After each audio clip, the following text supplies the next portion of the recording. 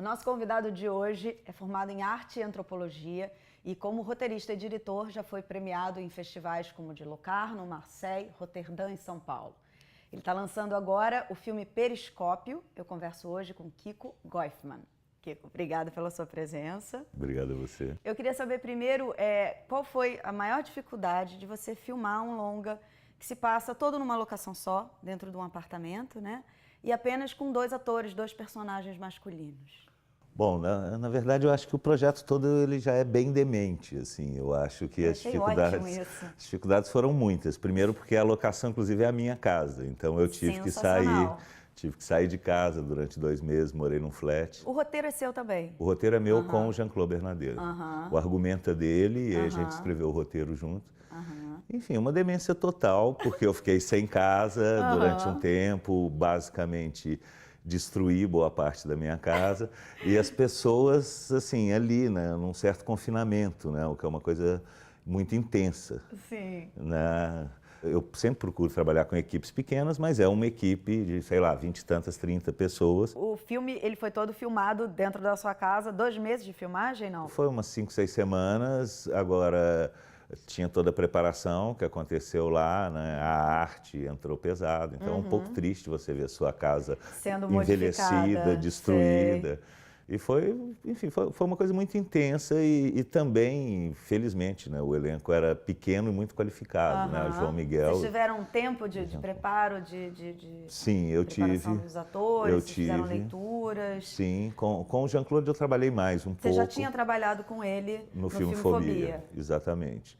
E aí eu fiz um trabalho de ator um pouco maior com ele, até porque ele não é um ator profissional. Pois é, isso era uma coisa que eu queria saber também. Você fez o filme Fobia com ele, fez esse filme agora.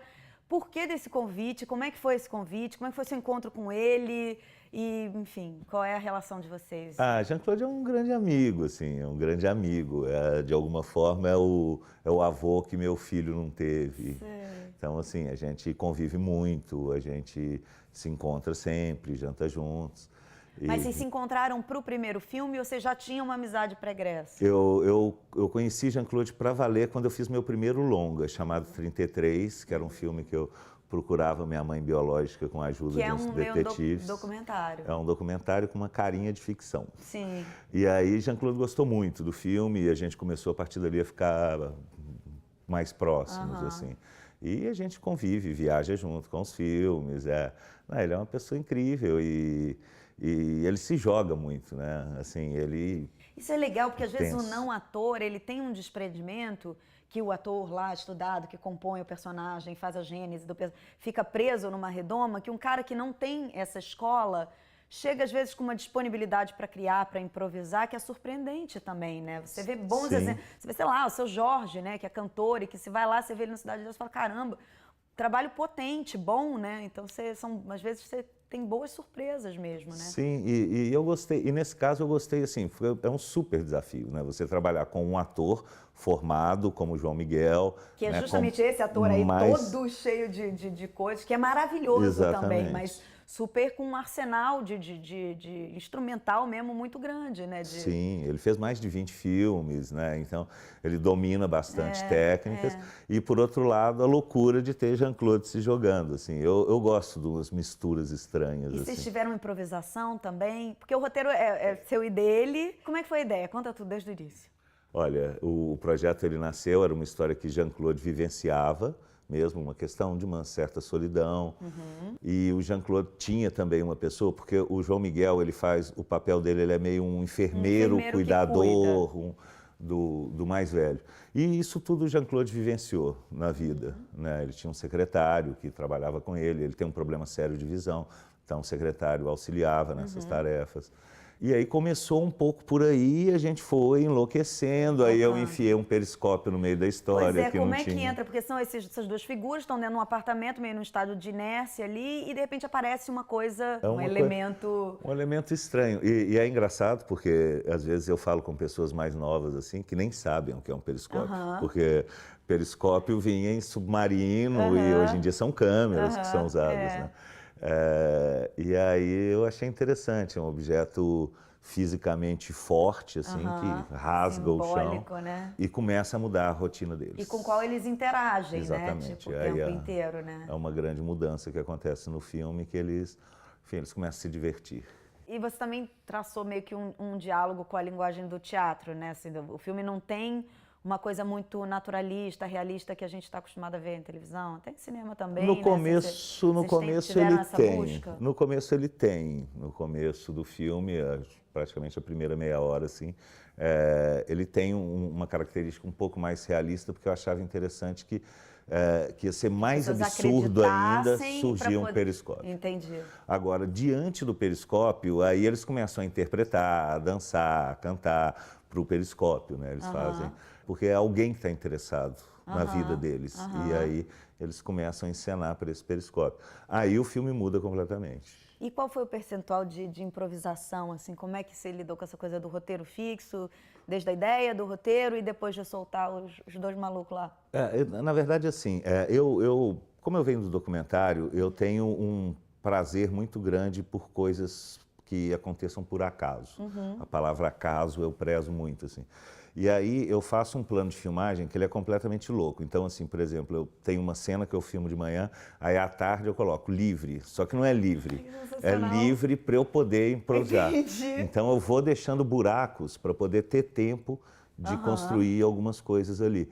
E também, muitas vezes, uma sequência, às vezes, me faz pensar e eu mexo muito no roteiro durante as filmagens. Para quem trabalha comigo, assistente de direção, isso é um Fica horror. enlouquecida. Porque você trabalha 20 horas por dia. Mas é a forma com que eu trabalho, com que eu me divirto, assim. E por isso também uma equipe pequena, porque pode se interessar por isso, por mudar coisas, né? Não é uma estrutura, uma mega estrutura pesada. Você fica meio refém das pessoas que você está trabalhando, porque você não pode ter tanta flexibilidade. Exatamente. Né? E todo mundo comprou a viagem, essa tipo de processo. Sim. Eu acho fascinante, porque eu acho que, de certa forma, a tendência é que fique tudo muito caretão, né? Fica tudo muito enquadrado e as pessoas vão meio cumprindo, assim, e você propor um modo de fazer diferente, é só fazer diferente, né? Sim. Por que tem que ser cartesiano? E principalmente que, de um ponto de vista dramático, isso é interessante. Assim, funciona. Claro. Tem uma longa sequência de um diálogo no filme que a gente foi criando juntos ali e que funciona muito. Não é que assim, claro, quando você trabalha com acaso, com inesperado, muitas vezes você erra e faz umas porcarias. Assim, faz parte. Sim. Errou, jogar fora e tal. Sim, mas às vezes dentro da porcaria você tira um negócio que, se você tivesse uma coisa totalmente estruturada, não viria à tona, né? Exatamente. O Zé Eduardo Belmonte faz isso também, né? Em alguns filmes dele, assim, ele solta os atores, faz bastante trabalho de improvisação antes e tal, e solta os atores e surgem coisas fantásticas, né? E também tem uma outra coisa que eu acho assim, eu gosto sempre de trabalhar com pessoas muito criativas. Se elas são criativas, elas estão lá para criar, e não só para executar o que eu vou falar. Então, assim, de alguma forma, a gente tenta aproveitar isso, aproveitar ao máximo a criatividade dessas pessoas que estão ali na equipe. E você, antes de ficção, você tinha feito o filme Fobia. Sim. Que salto é esse, assim? Que diferença você vê de um para o outro, no seu processo, no filme como um todo? Como é que você analisa isso? Primeiro, assim, eu imagino também fazer um documentário daqui a pouco. Então, assim, eu não acredito de jeito nenhum... Não é que você migrou de um gênero para o outro. E não acredito de jeito nenhum que você faz um monte de documentário e você está preparado para fazer uma ficção. Não, absolutamente. Absolutamente. Então, assim, foi bem diferente. Eu acho que talvez eu tenha trabalhado um pouco mais contexto, fechado, por mais que eu tenha improvisado, mas, enfim, a história estava muito mais delineada do que no filme Fobia. Né? O filme Fobia, eu acabei trabalhando com atores, mas também com fóbicos reais, para deixar uma certa instabilidade que eu adoro. Então, o set de filmagem era um lugar meio tenso, porque as pessoas não sabiam se aquilo era real ou se não era. Eu adoro trabalhar com poucos atores, né? Nesse caso, são os dois, um peixe e uma cabra. Que são importantes no filme. Muito bom. No 33, assim como no Henderson e As Horas, você trata de histórias que são as histórias que têm a ver com a sua vida, né? No 33 tem a ver com a história da sua mãe, e no Henderson e As Horas você também volta um pouco nessa temática, falar de um ex-funcionário seu. Qual é a dificuldade ou a facilidade? Como você encara um trabalho onde você está colocado tão próximo. Às vezes é um caminho que faz algum sentido, né? Eu acho que, não a minha história pessoal só, essa é muito chata, Qualquer não interessa, mas às vezes a história que está ao seu lado, né? Então, Não, tem às histórias vezes, fantásticas, às né? vezes tem alguém aqui que tem uma super história e que talvez valesse a pena fazer um filme, que aconteceu no caso do Anderson e as Horas, né? Então, assim, agora, é difícil não pensar alguma coisa que tenha a ver comigo, né? No filme Fobia, por exemplo, eu atuo, porque eu sou fóbico de sangue, então, mas eu escolhi um papel fácil, né? Eu só ia lá e desmaiava. Enfim, como eu não sou ator, eu não ia escolher um texto difícil, nada para mim. E do ponto de vista ético, ninguém pode reclamar de eu mesmo desmaiar. Então, tá tudo certo. Porque o documentário tem uma certa, nesse caso, uma ficção, né? mas tem uma certa regra, tem uma certa vigilância. Mas, enfim, ninguém pode reclamar de eu ir lá e desmaiar. E porque fobia sempre foi uma coisa que me incomodou na infância, era muito complicado ser fóbico de sangue, criança machuca muito. Talvez com a adoção também. Eu acho que, às vezes, eu faço filme, enfim, para não pagar o psicanalista. Sei, é bom isso também. É. Eu gostaria de saber do filme Fobia. Qual é a história do filme, que eu fiquei curiosa? Bom, o filme Fobia, ele parte, o personagem principal, que é interpretado também pelo Jean-Claude Bernardet, né? Esse personagem, ele acredita que a única imagem que tem alguma verdade no mundo é a imagem de uma pessoa diante da sua fobia. Né? Ele acredita que todas as outras imagens, como a gente aqui, sempre a gente está posando, está construindo. Então, assim, diante de uma fobia, a pessoa se descontrola. E aí tem alguma verdade nisso. Enfim, eu não acredito nisso, mas o personagem do filme acredita. E, né, esse é o motivo para ele levantar da cadeira e fazer alguma coisa. Sim. E aí ele vai, e durante o filme ele expõe várias pessoas às suas fobias. Nesse caso eu trabalhei com atores, eu trabalhei com fóbicos e também com atores fóbicos, né? Porque ator é ser humano e também tem pode suas ter fobias. esses problemas, é verdade. E você trabalhou com animais também, tinham animais, né? Eu adoro animal, eu adoro, eu acho que um certo descontrole no set, eu acho interessante, assim, as pessoas ficam todas concentradas, porque não sabem para que lado o bicho vai, qual a reação que ele vai ter. Né? No filme Fobia foi bastante interessante, porque uma lesma, por exemplo, ela passa 90% do tempo dela parada. E eu consegui pegar exatamente nos 10% dela se movimentando. Ela estava se movimentando, então, maravilhoso. isso foi uma coisa incrível, assim, é um animal interessante. E você tem uma experiência também, a sua formação em antropologia, em arte. Como é que você traz isso para o cinema? Assim? Onde você acha que isso contribui ou que isso influencia nas suas escolhas estéticas, nas suas escolhas temáticas? Antropologia, eu tenho um interesse muito, muito grande por grupos.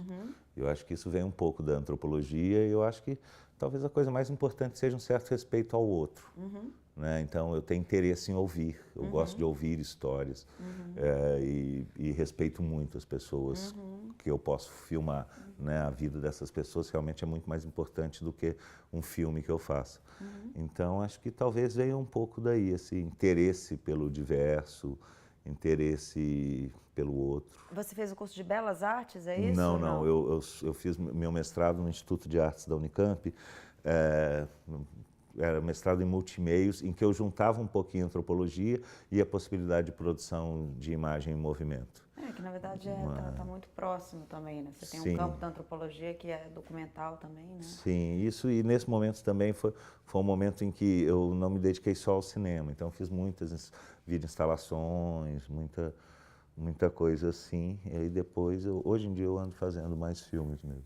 E você tem preferência de documentário, ficção, algum lugar que você Nenhuma. sente mais confortável? Nenhuma. A ideia que vem no momento para você. E se a ideia precisar ser um curta, eu faço um curta. Eu também não acredito nessa coisa também, curta, até fazer um longa. Sim. Não, eu faço coisas de... Enfim, se eu tiver uma ideia que dure alguma coisa de 5 minutos, eu vou fazer. Não tem por que só fazer longa agora. E quais são os seus próximos projetos? O que você está fazendo agora mais? Eu estou com um filme prontíssimo agora, né? E estou um pouco vazio, assim. É bom também, importante. Mas daqui a pouco já vem alguma coisa por aí. Bom. Muito obrigada pela sua presença aqui. Obrigado. Boa sorte aí no seu filme. Se você quiser ver a entrevista na íntegra, entra no site revistadocinemabrasileiro.com.br e semana que vem eu estou de volta. É isso aí. Até mais.